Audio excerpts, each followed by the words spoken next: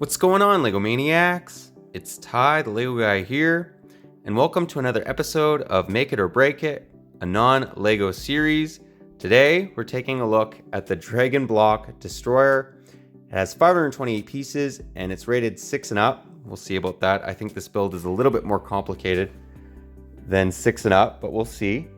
Flipping it around, you guys can kind of see some of the other Dragon Blok sets. I have reviewed the heavy tank. Quality of the set was actually not too bad. The minifigs were but the set itself was pretty good.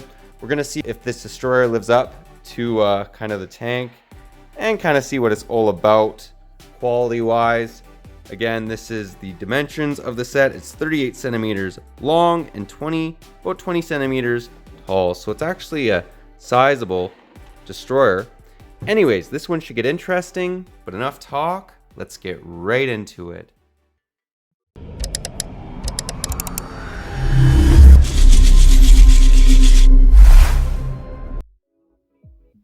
And to start us off, we'll begin by actually unboxing the set on camera so you guys can kind of get a feel for what opening a Dragon Blok set is all about.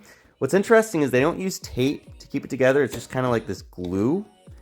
And let's actually just pour it out on the table.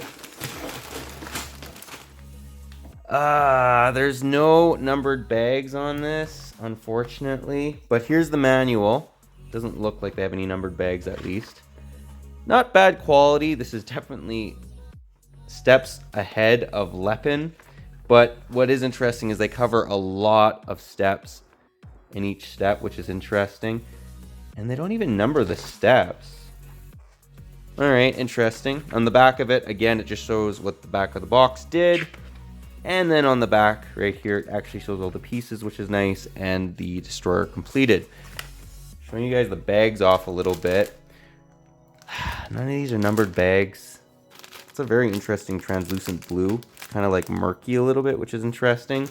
This is going to take a little bit longer than a Lego set just because there is no numbered bags, but that's kind of what you can expect when you open up one of these sets. No numbered bags. Quality doesn't feel too bad, but yeah, we'll see. It also has some printed pieces, which is interesting. So these are not stickers. Anyways, let's build her up, and then we'll review it, let you guys know what my thoughts are on it. And after a couple hours, we finally finished building the destroyer. Give you guys a 360 view of her. Now, what's interesting is this set retails for 40 Canadian or about 30 US, but I bought it on sale for 15 Canadian or 12 US. So that is a steal considering it has over 500 pieces and it's quite sizable. I like the fact that this kind of looks like a mini UCS set. Now, as far as this being 6 and up, I do not think the average 6-year-old can build this set. Just to give you guys an idea, that's how many steps make up the very first step. Like, that is crammed together. The rest of the steps aren't too bad, but I don't think this is really for a 6-year-old, maybe 8 and up. I think that's what LEGO would rate it as. The other thing that's really interesting about this is the amount of extra pieces. These are all extra pieces. That is insane. So as far as the value you're getting, I'd say it's actually pretty good. It's priced almost like a Lepin set, except I will say the quality is quite a bit better than Lepin. One of the negatives though is some of these pieces are really difficult to stick on like Lepin in that respect. It's not greasy, it doesn't feel like it's poor quality, but sometimes you really have to push to get a piece in, especially these rockets. Let's actually now break it down area by area. And we'll start with the bow of the ship. So you'll notice they have this nicely detailed gun in the front. And then if you open this up, this is actually quite interesting. It's a little tricky to get her open, but opening her up, it reveals basically some rockets. So I thought that was actually a nice little inclusion. The set really doesn't have any features, no flick fire missiles, none of that. So it's not quite a play set. The other thing that's a good inclusion is these little anchor prints are actually printed. They're not stickers. As well on the side of the ship where it says V46C, or is that an O? I believe it's a C. That is a printed piece as well. Moving a little bit more forward on the ship, a lot of these things turn, so there's a lot of those spinny pieces. And then into the midsection of it, that's really the only play feature. In fact, but actually this would be a really good set to check if the boat floats.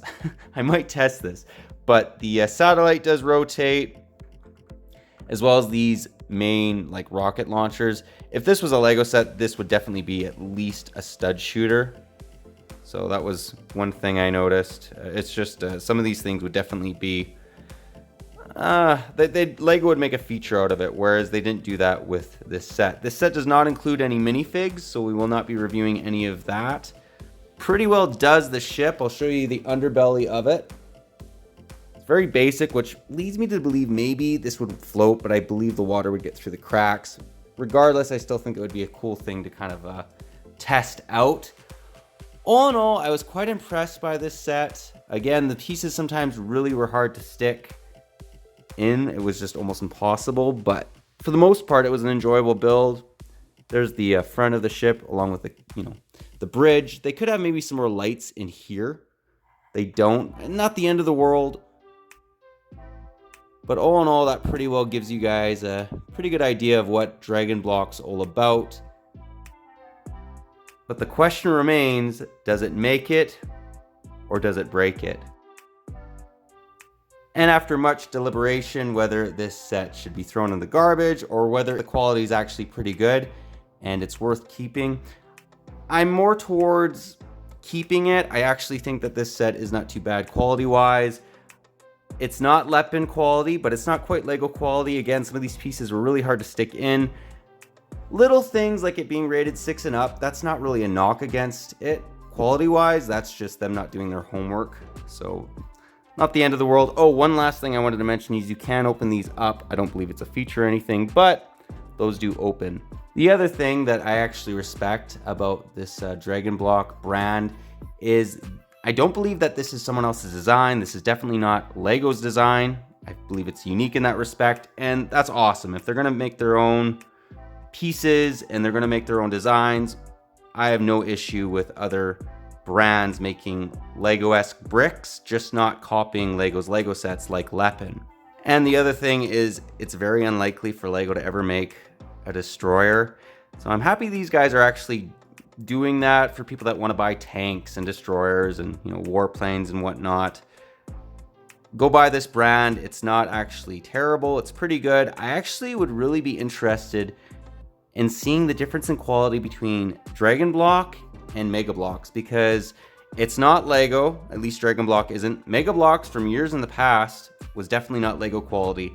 However, I have a couple Mega Blok sets and I would actually like to compare them against Dragon Blok as well as Lego just to see what level they are, because none of these brands, like Mega Bloks or even Dragon Blok, are Lepin quality, but how close are they to Lego's quality? Anyways, that pretty well does the review of the Dragon Blok Destroyer. Let me know what your guys' thoughts are on it, if you like it, if you don't, any areas you think they can maybe improve on it. It is a crazy deal that you're getting. Like, this would easily be about 60 US if they were, or 50, 60 US if they were to make this out of Lego. So it is quite a good deal. The pieces are not quite Lego quality, but for the price, I think it makes up for it. It's just don't expect that level that we generally get from Lego. But that pretty well does this review.